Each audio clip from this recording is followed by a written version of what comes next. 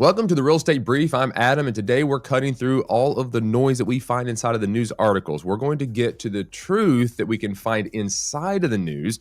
We're going to look at the data, and I'm going to give you some of my own observations and where I believe that you can find opportunity in the news. And I truly believe that you can. I think in all articles that are negative and positive, everything, there is an opportunity to be gleaned from that news and that we can apply into our real estate businesses to help us to succeed. So if you're ready to gain your real estate edge, let's dive into our very first story for the day, okay? This first article is going to come from CNBC, all right? This is CNBC. And for those that are on TikTok, I'm sorry you can't see my screen, but it is up on YouTube and stuff. I will read through this article, and those that are listening through other ways can still hear and hopefully still gain some information from this. But this is the very first article here. This is CNBC, and it's in regards to home buyers backing out of deals. And it's, specifically says there, home buyers are backing out of deals at the fastest pace in nearly a decade. All right. Now, here's the thing. CNBC is absolutely reporting that there has been a spike, and they're going to be quoting things from Redfin. This is an article that Redfin did, some research that they've done, and that's what they're going to be focusing on, all right? So what they're going to be talking about is how a lot of buyers are beginning to walk away from the contracts that they have, and it's often fueled by, I guess you could call it like cold feet, but we got to look past this just a little bit and see what else is actually going on to cause this, and I'll say spike more conservatively in what they're talking about here. So we're not going to just go into this crazy article and just think about how, crazy and bad it is, because I think there's more to this story than maybe even the article even illuminates to, okay? So the key points of this article state, it says more than 40,000 signed home purchase agreements were canceled in December. Now, I want you to keep these in mind as I give you these numbers and these statistics, because it's going to come into play a little bit later, okay? So more than 40,000 signed home purchase agreements were canceled in December, representing 16.3% of all homes that went under contract, according to Redfin, all right? There were roughly 47% more home sellers than buyers in the market in December, according to the real estate brokerage. And it says Atlanta saw the most contract cancellations in December. All right, so we already know that the article is going to be talking about this fall through rate of contracts, right? We know buyers are beginning to walk away. They gave us a number of how many that was and what the percentage is. So we'll keep that in mind as we go through this article, okay? It says serious headwinds in the housing market and the broader economy are tanking home sales at an alarming rate. Now, tanking home sales at an alarming rate. This is a lot of verbiage in here to create a lot of hype around something. We're interested in the data and the truth inside of these numbers, right? That's all we care about. I could care less about a statement like that. More than 40,000 signed home purchase agreements were canceled in December. We talked about that. It says that's up from 14.9% in December of 2024. All right, so there's your comparison. 16.3% this past December. If you compare it to 2024, it was 14.9. Okay, so that's the difference. That's the spread. That's what we're looking at as far as the data, and that's probably very true, right? That's the percentage. That is the percentage. The quote is this: high housing costs and rising inventory have made home buyers more selective, said Xin Zhao, head of economics research at Redfin. Home sellers outnumbered buyers by a record margin, meaning the buyers who are in the market have options and may walk away if they believe they can find a better or more affordable home. So I will pause just here for just a second, and we're going to talk about that statement. We know the numbers. We know 40,000. We know 16.3% of contracts started walked away. The quote here, though, and something to kind of hone in on just a little bit, it says what? Home sellers outnumbered buyers by a record margin. Okay, so we already know the percentage is going to be a little bit different. You got more homes on the market, meaning the buyers who are in the market have options and may walk away if they believe they can find a better or more affordable home. So here's just one note to point out here just a little bit. When we start talking about, crashes and all this kind of stuff going on, notice it's not saying that the buyers can't afford the home. They just have more options to buy. So what we're seeing here, more than likely, inside of this a percentage like this, is a shift taking place where now the buyer has a little bit more control and more options. If there's more inventory and then there's still a lot of buyers, then the buyers have more choice. So that makes it a more competitive nature for the sellers to then make it where prices are better or there's more repairs done, those type of things to drive a buying force. So that is one of the factors that's driving this percentage to go up, is that there's more homes and buyers are probably more afraid of the FOMO, right? Fear of missing out on what might come. And that's not abnormal for the winter months, I will add, because as we get closer and closer to spring, there's more and more competition, which is a whole nother argument about why waiting until spring to list your home is not really the best idea. All right. Pause for a drink. There were roughly 47% more home sellers than buyers in the market in December, or 631,535 more, according to a separate Redfin report. That is the largest gap in records dating back to 2013 and up 7.1% percentage points from the previous month. I call 2025 the year of the seller because I had so many sellers reach out, said Ashley Rummage, a real estate agent from Raleigh, North Carolina, who participated in the most recent CNBC housing market survey. Quote, they were reaching out because they had a lot of fear around the economy. They had a lot of uncertainty around the current administration, mortgage rates, affordability. These are all challenges this year. Okay. This is the point, right? If you notice the statement, what did the consumer have? They had a lot of uncertainty around the current what? Administration, mortgage rates, affordability. The question though is what are we doing as real estate agents to curb that type of uncertainty, right?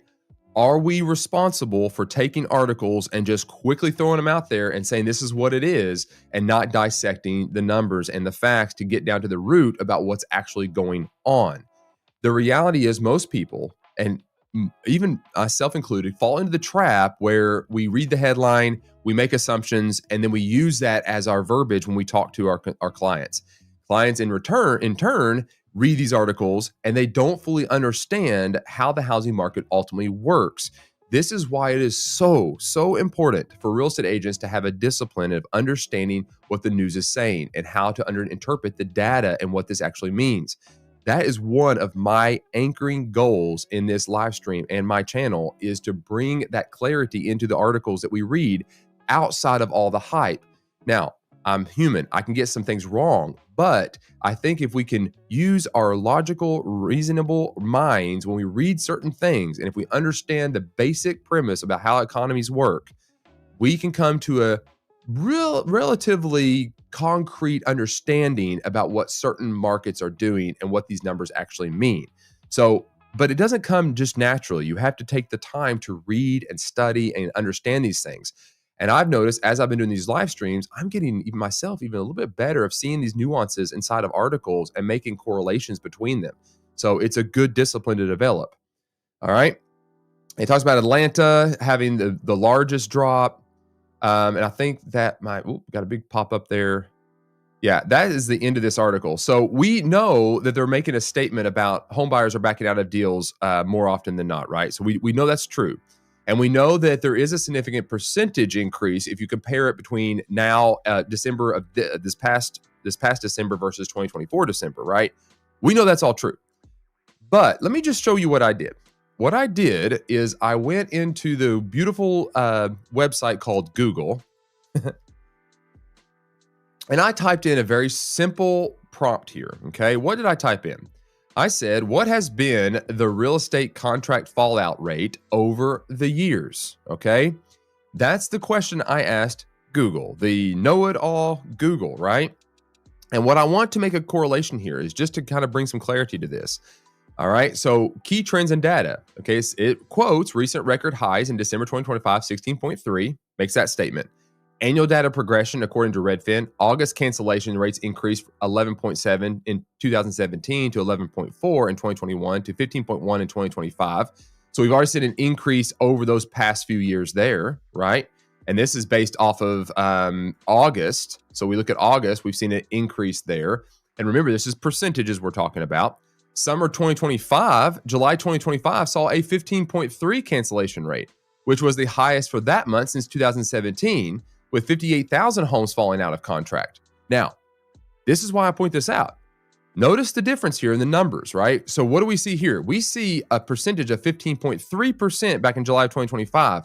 But how many homes did we see fall out? 58,000. So let's go back to this article here. This is what I want to kind of point out. So we're talking about percentages, right? Percentages. So what happened here? More than 40,000. And that's a 16.3% difference, right? And they're comparing month over month. But does that mean, oops, there we go.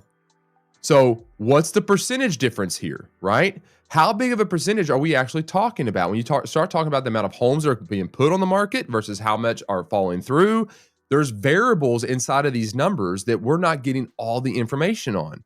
So how many homes were on the market? How many homes were not on the market? What areas did this actually take place in?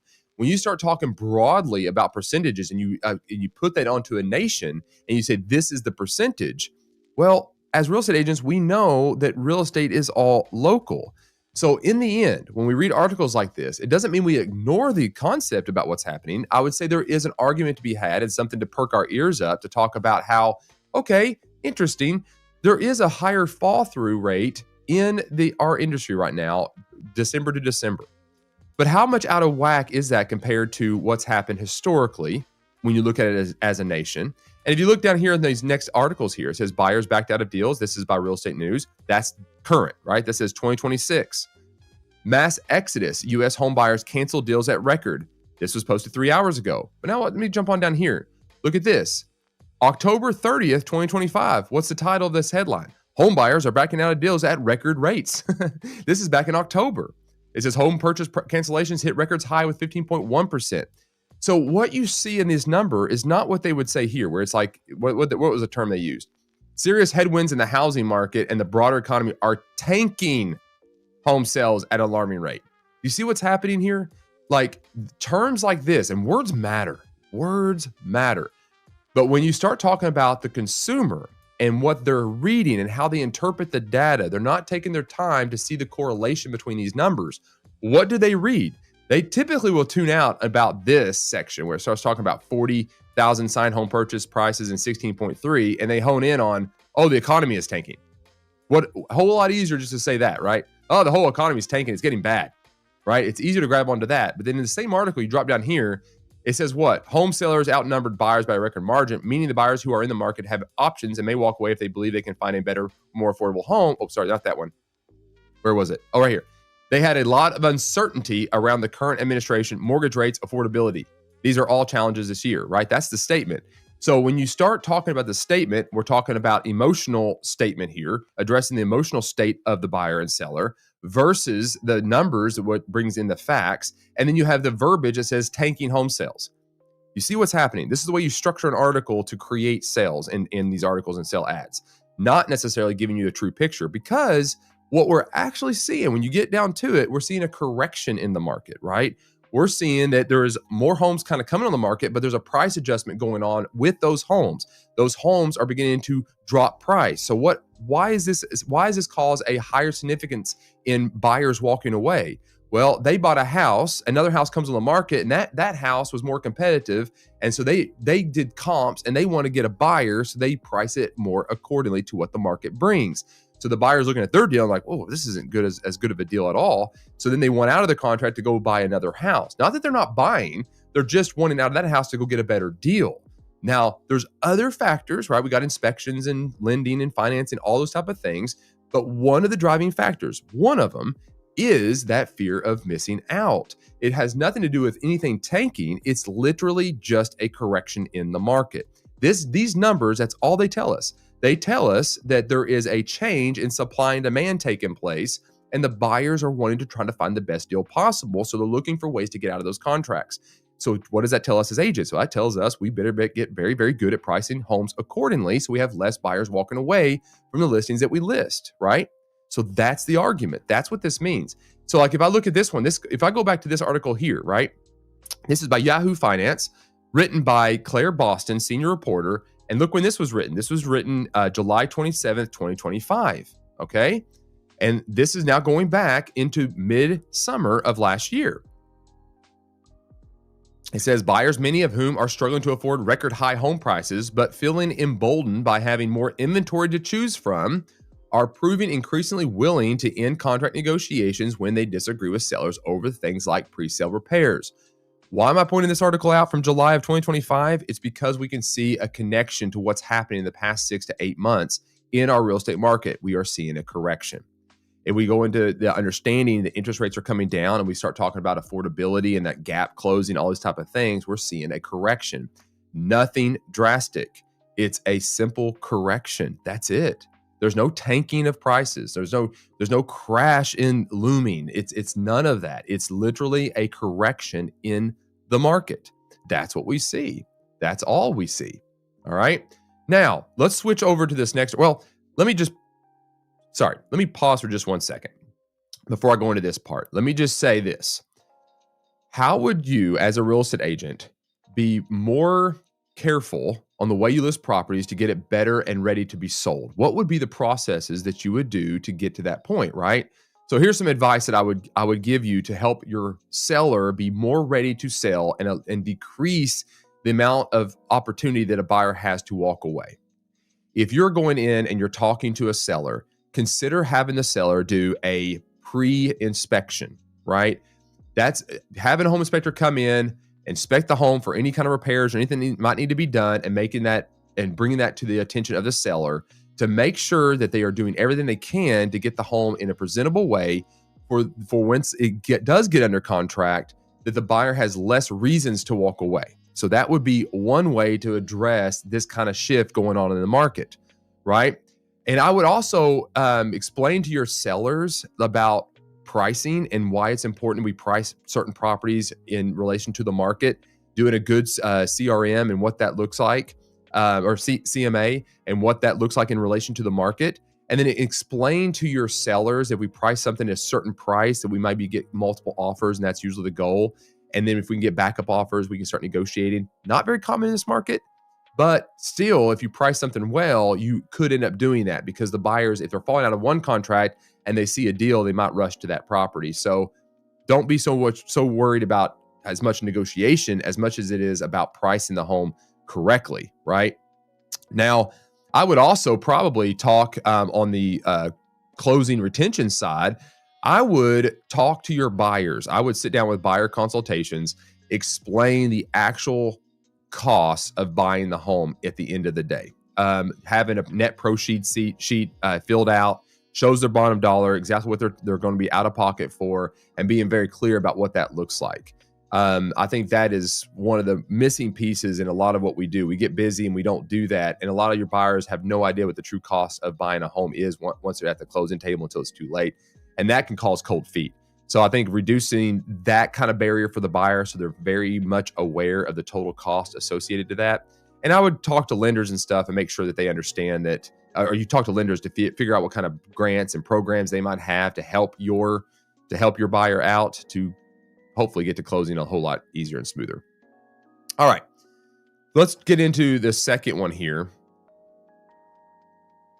We're continuing the same conversation. But in this one, this is realtor.com, and this was back in July of 2025. Okay, so notice what I'm kind of doing here just a little bit.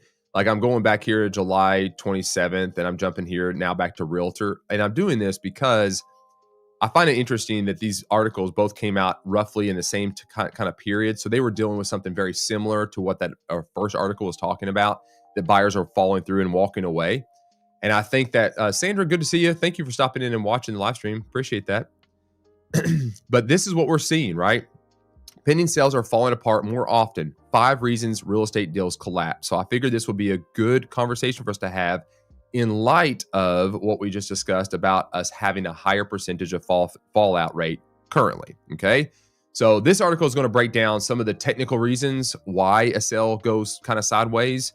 And we do understand that the news is all focused on kind of the economy and what might be happening and all that kind of stuff. The reality of deals falling through is often found kind of in the typical processes of buying a house, right? Inspections, appraisals, title work, financing, all of those things. As real estate agents, those are things that we can research, have a clarity on, a better understanding on, to be able to represent our clients extremely well. So that's what this article is going to be leaning into. Okay. So let's go ahead and break this down real quick. It says when a status changes to sell pending, it means the seller has accepted the buyer's offer and both parties are ready to move forward. Hooray. That's about as elementary as it gets, isn't it? All right, this is funny, okay? Sadly, the latest data show a growing number of home purchase agreements are collapsing before they close. Remember, this is back in July, all right? Roughly 6% of pending home sales were canceled in May, according to new data from the National Association of Realtors. While that's a slight improvement from April's 7% cancellation rate, it marks an increase from 5% the same time last year, making May the third straight month of year-over-year gains in failed deals. This is not a new problem. This is just not a new problem. It says the rise in canceled contracts signals growing in the unease among buyers navigating high mortgage rates, affordability pressures, and stricter loan underwriting. For sellers, it's yet another complication in an already challenging market where serious, qualified buyers are increasingly hard to come by. So what could possibly be to blame for real estate transactions fizzling out? Now, these are going to be typical ones that we deal with as real estate agents almost on a regular basis. When we get something in contract, these are the things that we've got to overcome. These are the items when you're sitting down with your buyer, you explain to them, you take the time, you walk them through the home buying process, you help them get from one point to the other. Neely, thank you for stopping in. Appreciate you being here and checking out the live stream. Thank you. All right, so the very first one they talk about here as being one of the reasons that people walk away from their purchase and their contract is simply number one, the buyer changes their mind, right? Second guessing yourself is human, especially in situations where you're spending large sums of money. That's why something as simple as buyer's remorse can cause a sale to fall through. Quote, with multiple offers on properties and homes only staying on the market for a few days, buyers often feel pressured to make a quick decision and can get caught up in the bidding frenzy. Now, this is by Kelly Dukowski, a real estate agent with Remax in Stuart, Florida. So this is all very, very true. And this is where I would say a majority of some of our fall throughs, if we were to talk about last December, the number we just talked about earlier, that's what I would say is typical, right? Is what's happening is more homes are coming on the market and they're being priced more aggressively. And because of that pricing more aggressively, the buyer that has a contract on one house now says, whoa, I think I could probably buy that one for less and get what I really want. So it goes back to that whole FOMO thing, right? That's the anchoring point here. I think there's a lot of that going on, especially as we approach spring. But here's the thing. If I look back at all the historical data, anytime there is a pricing adjustment and a correction in the market, this is very, very normal. And we saw this, and you'll see this if you did a Google search like I did, you'll see this over and over and over again, where anytime this, throughout the whole months of last year, it was a higher number than it was the previous year. It was just a higher number than it was the previous year, comparing month to month, right? So why is it surprising that December had a higher rate? Now, it's obviously a higher percentage, less homes, but still, right? Why is that surprising? This is normal for a correction in the market. Nothing's tanking, right? This is just a normal correction. All right. Number two, they say the buyer is unable to obtain financing. Says most buyers finance a home purchase with a mortgage, but things happen and sometimes a buyer can't secure financing. Hold on, I'm going to skip this song. I'm a little more relaxed.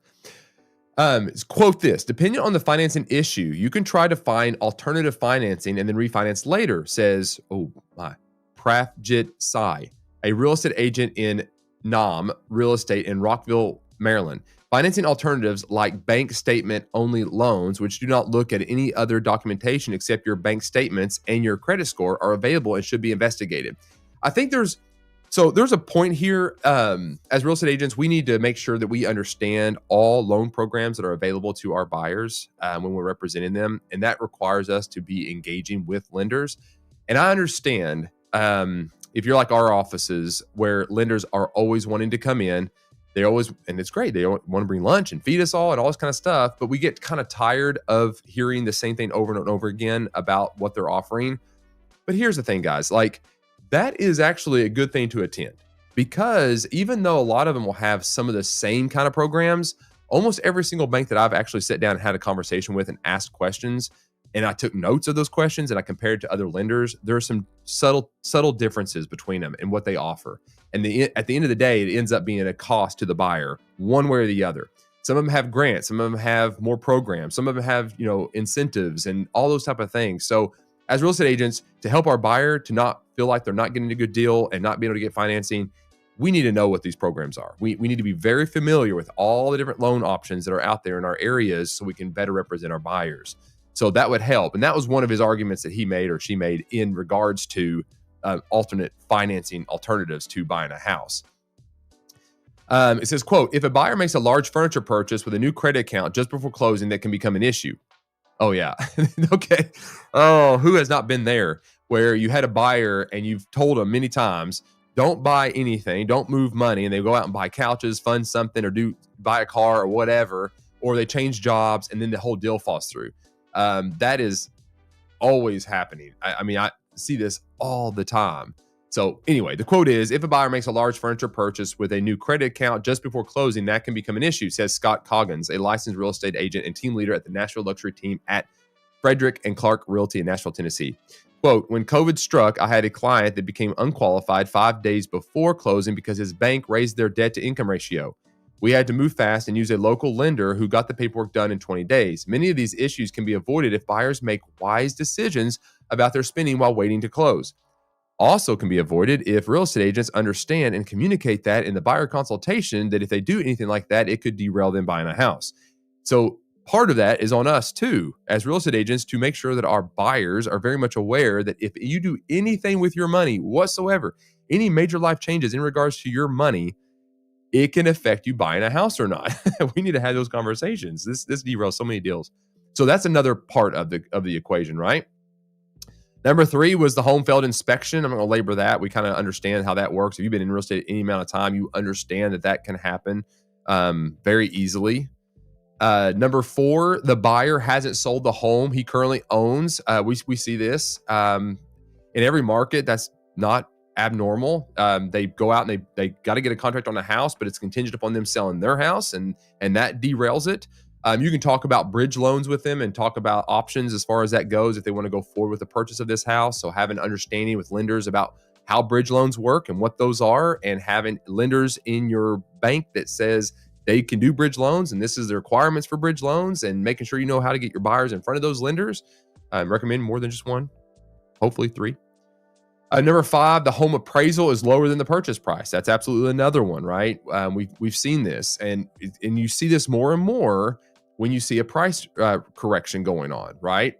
So some sellers still thinks we're up here with the price, and they price it, they get something under contract, the appraisal comes back, and it's way lower than what the buyer, or even a little bit lower than what the buyer made the offer for. That can kill a deal, right? Because now the buyer has to come up with the difference, or the seller needs to come down on the price, and that can kill the deal. Now we're back to negotiating everything, and that has a fall through rate. I will say there's 2 inside of these lists that I would say are heightened, that are way more heightened in a market correction than the other ones. Okay. And I think you know which ones I'm going to say, because the obtaining financing, look, that's almost always right. People have their incomes. It's one way or it's the other. They qualify or they don't qualify. That's one factor, right? Not necessarily the main factor that determines if somebody's going to go through the closing or not. It's a factor, but not one of the big ones. The home failing inspections, that is the case always. No matter what market we find ourselves, that derails or kills a deal faster than anything is something comes up on the report that is ultimately bigger than what the buyer wants to do, or bigger than what the seller wants to concede for. That's normal. The buyer hasn't sold their home currently. Okay, that's a factor, but I wouldn't say it's one of the bigger ones. The 2 that I would say in a changing market is going to be, number 1, the buyer changes their mind. Okay, the more homes that come on the market, the more they see something else over here, the more they want out of the contract they have so they can go out here and buy this. Because it's typical. They make a contract, they've looked at all these homes, they're excited, they enjoyed the process of looking, they've made a decision, there's all this angst about it. Did we make the right decision or did we not? What happens? One of the spouses or one of the people go back and they start looking online, they find more properties. They call, but we found this property. Is there any way we can get out of this contract? Those type of things. In a changing market, that is very common. Very, very common. And then the second one I would say, which is the 5th one on this list, is the home appraisal value. When the market begins to shift, that's one of the biggest factors there. That is one of the things that kill a deal, because the sellers and even agents themselves haven't adjusted to pricing, properties correctly for that adjustment. So things fall through on the appraisal side because we've just not made time for that adjustment. So those are the 2 that I think are the biggest ones at this point. So what would be my takeaways from kind of this whole entire conversation, right? When we start talking about deals falling through, how do we as agents help them navigate this? What are some of my observations in this? Well, I would absolutely lean really heavily into that buyer consultation. I tell this to my agents all the time, and I'm a big advocate that elevate your professionalism, provide value by taking the time to ask open-ended questions with your buyers, getting to know them, taking the time to get to know them instead of just rushing out showing properties to try to make a sale. Spend time educating your buyers, go through contracts, sit down with them, explain the process, show them what a net proceed sheet looks like, and what at the end of the day, if they bought this house, what their actual outgo would be. Give them your recommended vendor list, all those type of things.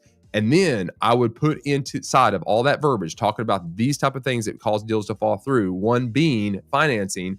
And I would explicitly put inside of my buyer consultation presentation something that says something to the no spend rule, right? Explicitly forbidding the buyers from any kind of large purchases or transfer of money or job changes or anything until they get the keys in their hand. Nothing. Keep everything the way it is when you went and got qualified for your loan. Don't change anything, right? So I would definitely do that. I would get very good. If you're an agent and you list a property, and I'm switching to the seller side, is if you go out and you list a property and you feel like that the value is a little higher than what appraisal might come in at, you need to make sure that if even the seller won't budge on this, and you've made your argument to the seller and everything, right? But if they have done any kind of improvements or upgrades or anything to that property that may bring that property up just a little bit above the common marketplace, what I would do, and inside of MLSs and everywhere else, you have spots where you can put agent remarks only, that kind of stuff. I would emphasize inside of those type of spots, upgrades that the seller has done in comparison to the other houses on the market like it, right? Because when an appraisal is looking at the MLS and the sheets and the information, they could accidentally miss some of the major upgrades that puts that home at a little bit of a higher value than the competitors in the market. So pay attention when you're going through and having the seller consultation and looking at the home and a listing presentation.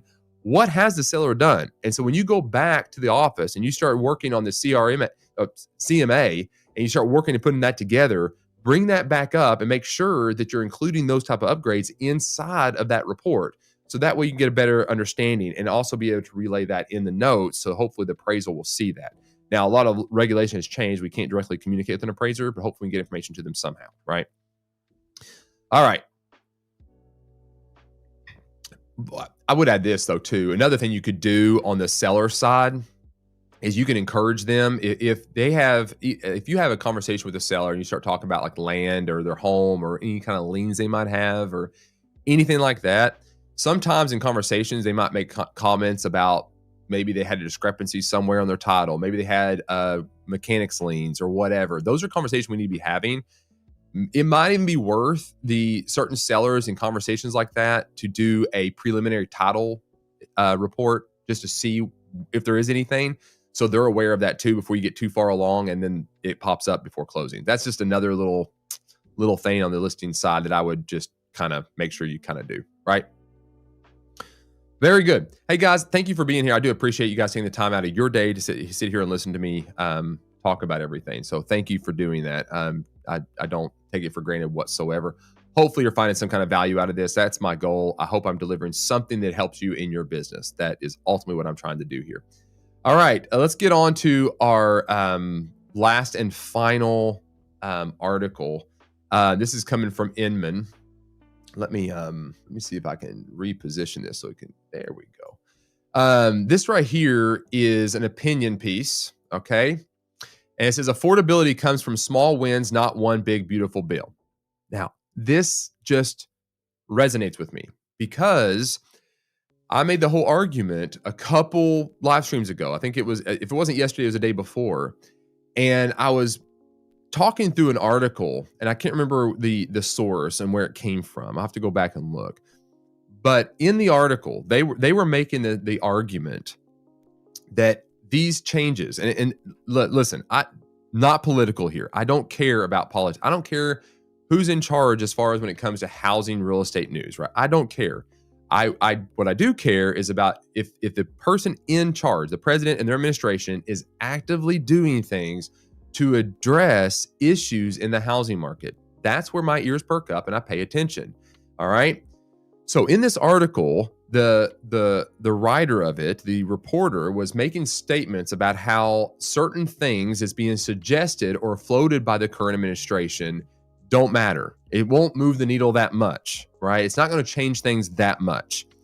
And that's the thing is what in my mind, I push back on this, is like in anyone's mind, anybody that can think rationally and use wisdom knows that there is not a single magic pill, a single piece of legislation that can fix affordability. There's not one single thing.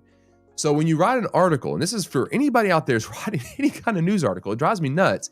If you're writing a news article and all you do is criticize a single point and offer no solution, just critique one thing and say it's not going to do much, that's the dumbest position argument you could ever take. It's basically just saying, let's just do nothing. It's not going to matter anyway. Well, that makes no rational sense. No, you do things. And it does require small little changes. Like you can't go in and change this one big regulation and all of a sudden, whoo, it's all great again. That's not how it works. Matter of fact, and if you did find a magic pill like that did something like that, buddy, watch out, because it's going to be good for a while and then we see a crash and it's going to be just like back in 2008, 2006 and 2008, right? That's the problem. If you're trying to find the magic pill, you're going to fall into that trap. But what you should do, and this is where I would applaud the administration, right? Again, not politics. I'm just going to applaud and say, look, you're floating all kinds of ideas out there to address almost every single sector of the housing market. And before you even start making regulations, you just make a statement, you throw it out there and to see what the response is. And you either say, ooh, that was a good one, or no, that was bad. But you're testing the emotional state of the Americans to see where that would land.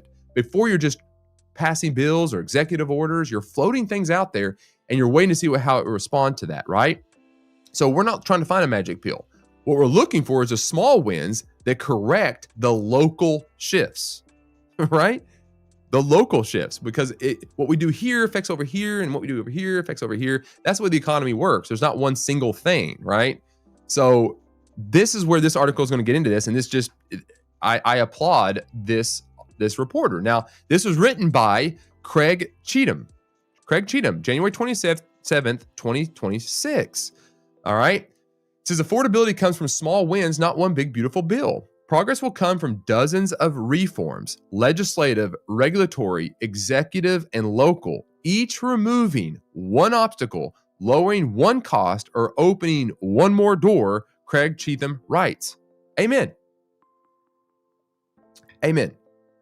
It says this. He goes on, I am seeing far too many opinion pieces that dismiss housing policy proposals because they don't fix everything at once. You probably have seen this play out. A bill is introduced or an executive action is announced that would modestly increase supply, improve affordability, or reduce friction in the market. And the response is predictable. It won't solve the housing crisis. Okay, is this not what we see, right? I mean, the article I just started off this entire show with was talking about a statement, one thing, 1%, right? And that became the entire article's opinion. And that's what we see. We see this across all news outlets, right? He's bringing great attention to this. He says, as if the only acceptable solution is a single sweeping policy that instantly makes housing affordable everywhere for everyone. That mindset is not just unrealistic, it's counterproductive. 100% agree with everything he's writing here. Thank you, Craig. Thank you. Imagine if the creators of Impossible Foods, this is a great analogy. This is good. Watch what he says here. Imagine if the creators of Impossible Foods had decided not to release their plant-based meat substitute because it alone wouldn't eradicate world hunger. The product dramatically reduces environmental impact, uses fewer resources, and improves health outcomes. Yet, by that logic, none of those benefits would matter unless they solve the entire problem. Thankfully, innovation doesn't work that way. Progress comes from accumulation. I mean, again, this is not a political argument at all. I would care less who's in control, Democrat, Republican, Independent. I don't really care.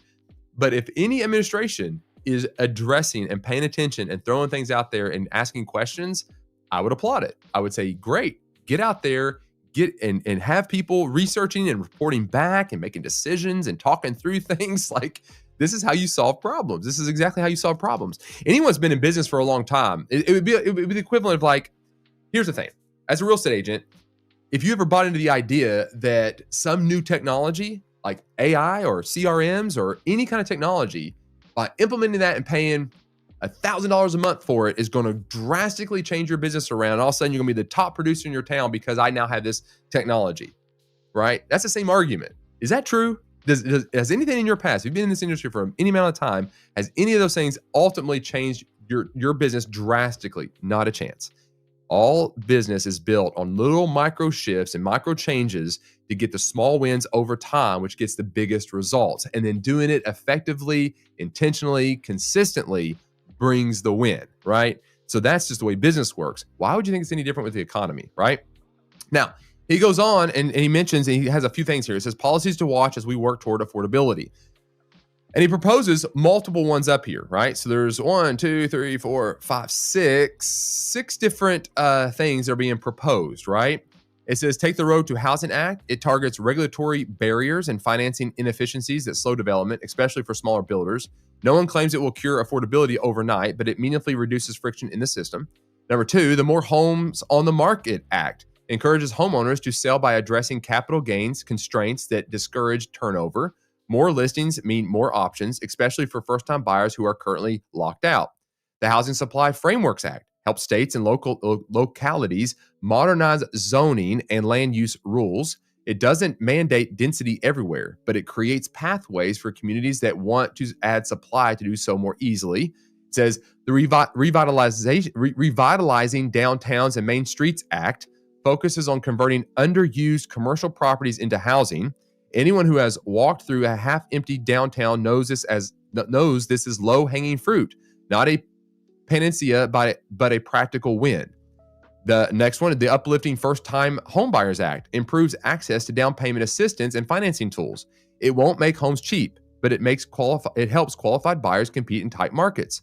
And the final one, the Fair and Equal Housing Act, strengthens enforcement against discrimination and modernizes fair housing protections, a reminder that availability and affordability mean little if access isn't equitable. Now, given you might like and disagree and with certain ones and certain policies inside of each one of these regulations, and none of them are going to be perfect. They're all going to have issues, right? They're all going to have little things that I don't really like that, or I like that. That's the point. But the fact that we're having these conversations and it's being floated out there and there's regulation trying to get passed, and this is a topic, and that the administration is aware that the affordability gap for Americans is there, this is a very, very good and important conversation to be having, right? And he kind of goes on and on about certain things, and he says housing is too complex for silver bullets. It always has been. It says progress will come from dozens of reforms: legislative, regulatory, executive, and local, each removing one obstacle, lowering one cost, or opening one more door. Nickel and dime changes add up, especially in a market as large and consequential as housing. So here's the call to action. Listen up. Pay attention over the next several months for when the National Association of Realtors Advocacy Team, RPAC, issues a request to support one of these proposals. Follow NAR's instructions on what to do, and don't let the fact that no single idea solves everything stop you from pushing for any good idea to become law. Moving the needle still moves us forward, and right now, forward is exactly where we need to go. If you disagree, fine. I would agree with everything we just said. This is how you run a country. This is how you make changes to a problem. You don't try to fix it all in one go. You strategically look, you make maneuvering, you pass regulation and regulatory acts, even executive orders to make things happen. You can always roll certain things back. You can always pass more bills later, but to do nothing is not the answer. Now, before we wrap up today, I want to go over one of the bills, right? And this will be just a short little conversation. But I guess before I kind of get into this, though, I would go down when it comes to communicating to clients and stuff about what's going on in the media and the news. I would go in and learn about your local market. Like, what is actually happening in your area locally? What kind of zoning changes are happening? What kind of regulatory or changes are taking place in your local city, county, and state that ultimately address your the financing and the housing industry in general?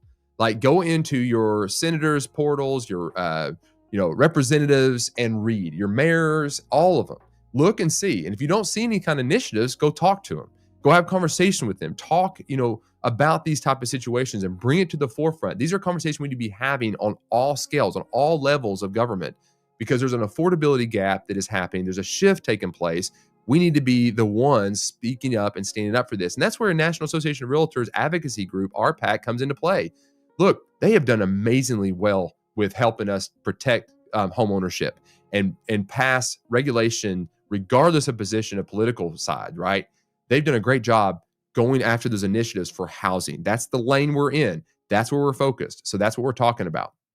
So real quick, I wanted to kind of break down some of these points inside of this bill because I want to give a more clear picture of what this, and I'll say it's a comprehensive and it is overwhelmingly a bipartisan bill.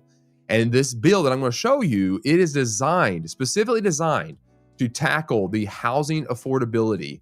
And I'll say crisis because there's a little bit of a crisis that we have to do something. So it's a little bit of a crisis. And it's focused on increasing the supply and removing financial barriers. In other words, bringing more homes into the market, new construction, those type of things. And it's helping the homeowners and potential buyers that focus on making it a whole lot easier to buy even lower priced homes, modular homes better, existing properties, and then leveraging and giving some tax incentives to construction methods that are more modernized. So there's a lot inside of this bill that we need to be paying attention to, right? So what we're going to see inside of this bill, all right? So this is the page right here, all right? So this is congress.gov, and this is it's CRS product number R48732. Okay, so if you go into the portal, you go into the search here, and you can type that number in. And that's going to bring up this bill. So you can come in here and you can download this bill in PDF format. And look, you might not read the whole thing because look, these bills are always so long and they do put some stupid fluff and things inside of these bills. All parties do it. It's got junk in it. But that's normal. What we're going to look for is the good, right? And this is the summary of that. You guys can read through that, take your time, get familiar with that.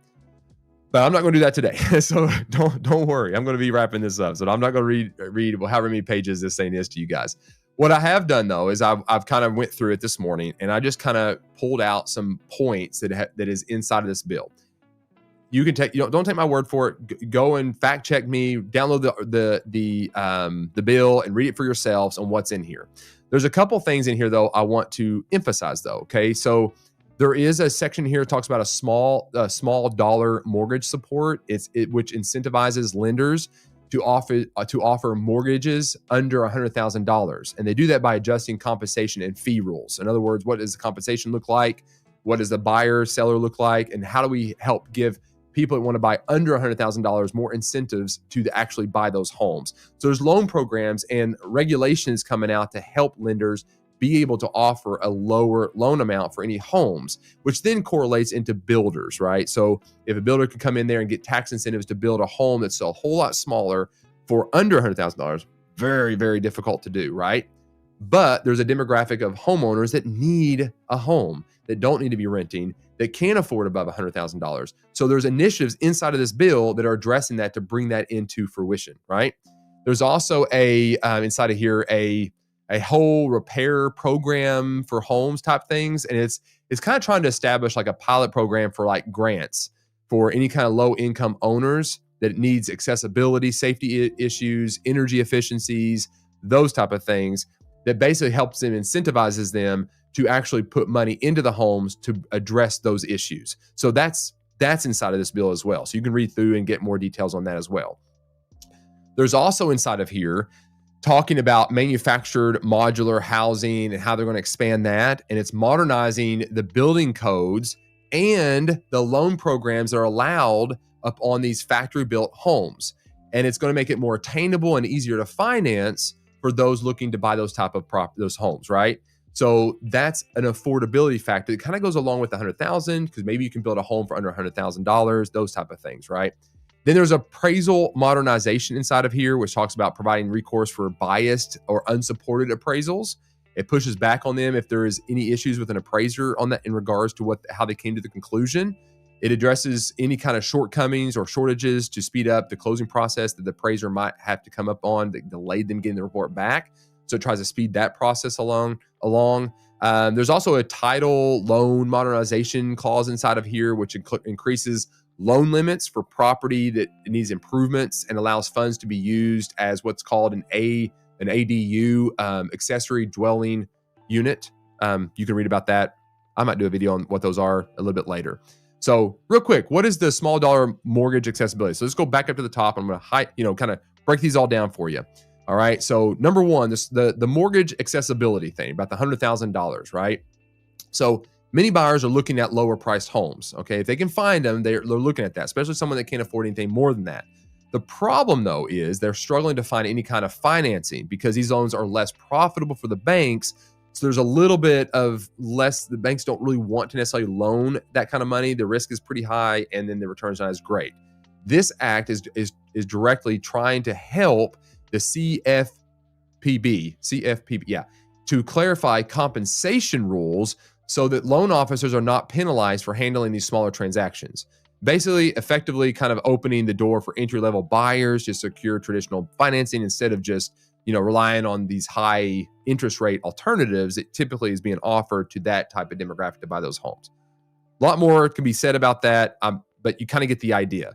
Number two was the whole repair pilot program. Let me elaborate just briefly real quick on this. For current homeowners, it's called the Whole Home Repairs Act component. It's going to address the habitability gap. In other words, how habitable is this home? It provides, it's given some grant money to fix some of the critical issues that other programs might miss, such as like your roof repairs, water efficiencies, upgrades like that.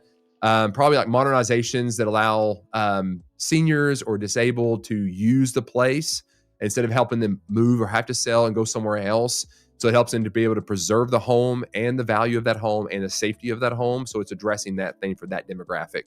So that's where that home repair. Don't think I'm going to go flip a house with this kind of grant. That's not really what it's trying to do. It's trying to address this for that demographic, right? The next one was the manufacturing and modular housing situation, right? About manufactured homes and what that looks like. Well, typically those manufactured homes and they could fall into the more affordable category for a lot of people, but the path to that type of ownership faced a lot of, to be honest, just completely outdated regulations that just kept people from being able to do that. So what this bill is actually addressing, it's going to update kind of the legal definition of what a manufactured home is, and it allows a little bit of wiggle room for designs that without a permanent chassis. So in other words, they don't have a permanent chassis. That can help. Basically, if they have a permanent chassis, they can still qualify for a loan, is what I'm trying to say, trying to break this down. So if they have that, it can still qualify for a loan as a permanent foundation type situation. So they're addressing that issue there. And so that can help these type of homes look and function more like a traditional site-built house by allowing that to happen, by adding like a basement or something to that space, but being able to set that on top of it. So that's kind of what we're looking at there, right? So it's going to help kind of streamline that and financing and all the modular home and builders and things like that to incentivize them to be able to build these type of homes. So that's in the bill, okay? The other one was the appraisal reform, like addressing the appraisal situation, right? So we do know this, buyers and owners, and we talked about this earlier, where there's a little bit of this appraisal gap going on, especially in a correction, where, I'm not saying all appraisers do this, and most of them are very good at what they do, but we are human. So there is a bias that kind of inserts itself to some degree, and that could happen. So this bias and this poorly researched property that can often kill deals, they're trying to address that in this bill. And I think they called it like the, I think it was like Appraisal Modernization Act or something like that. I think that's what it's called. There's a section in there that talks about that. And it's giving basically a consumer a formal right to appeal the valuation that they were given. Okay, now the consumer. So like right now, if you think about it this way, Dodd-Frank went back and it created a system where we could not communicate with the appraiser. Even the banks couldn't necessarily make any kind of suggestions. This bill is kind of making a little bit of a leniency there to allow the consumer to appeal evaluation. So they can make a statement and say, I don't think this is right, and make an argument for it. Now, how this will play out, we don't really know, but that's in the bill and that's being suggested, and what that might look like to bring more transparency to the appraisal situation. Because, look, they're human. Accountability is not necessarily a bad thing. And so anyway, that's kind of in there as well, right? Now, I will say, though, is I think inside this article, though, too, it did mention, like if you have to then send the appraiser back out, the creditor, the person doing that has to pay that bill as well. So you can't offset that bill somewhere else. So the appraiser, if they do have to go back out, has to be compensated for their time. So just know that appeal, the way the verbiage kind of read, I could be getting this wrong. If you guys understand it differently, let me know. But as I was reading, I think that's what it was kind of implying. It's like, basically, look, you can appeal it, but you risk having to pay more to have it appealed. So there's a little bit of cost burden on the consumer to do that. So just know that. And then the final one was the ADUs and property improvements and what that looks like. Homeowners looking to add, and they're called accessory dwelling units is what ADU stands for, right? They're going to find it easier to get funding for accessory dwelling units. Then they're going to be basically, and that's Title I loans. The bill increases the amount you can borrow for improvements and specifically labels ADUs as an eligible use of those funds. And that basically helps owners create rental income or space for a family inside of these multiple dwelling units, right? There's kind of confusing. That's a whole nother topic to kind of get into. I'm not going to hash out what ADUs are and how that works and all that kind of stuff. We'll save that for another time. Maybe more of a video that I release versus a live stream, because that's only going to address a very small percentage of people that's going to be interested in that. So hopefully that's kind of the initial big breakdowns that I would see outside of that, this article and this whole entire conversation. Hope that brought some clarity to this. I think that's where the market's heading. I think there's a lot of information, a lot of good is coming out of this. Is it going to affect things one way or the other? Absolutely. Could it go one way or the other? Absolutely. But these are micro changes. We have to do something. All right. We have to do something. All right. It's 9:30. That is the end of the live stream. I do thank you guys so much for being here. Hopefully you guys got some value of this. Let me know in the comments. Not you don't even have to do it now, but like later, come back and leave me a comment and say, hey, that was good. I got some value information out of this. And if you didn't, let me know, because I want to improve and get better. But anyway, I hope you guys have found value in this. Have a great day. Enjoy your Wednesday. This is Wednesday, January 28th. So thank you guys as always. I don't take it for granted that you took the time out of your schedule to be here and watch me talk about the news. It can be very boring, but hopefully it's helping you to be very good and on point with your business and real estate. So that is your real estate brief for today. If you did find this helpful, please consider hitting the like button to tell YouTube that you would like more of this type of content. And would you consider subscribing, following all of those beautiful things to join this community of real estate agents that are focused on building a business that is relationship focused first. Look, there's way more I could be talking about, but I will save that for tomorrow. See you tomorrow, 8:30 a.m. Eastern time, right here where you're watching now. Thank you guys. Take care.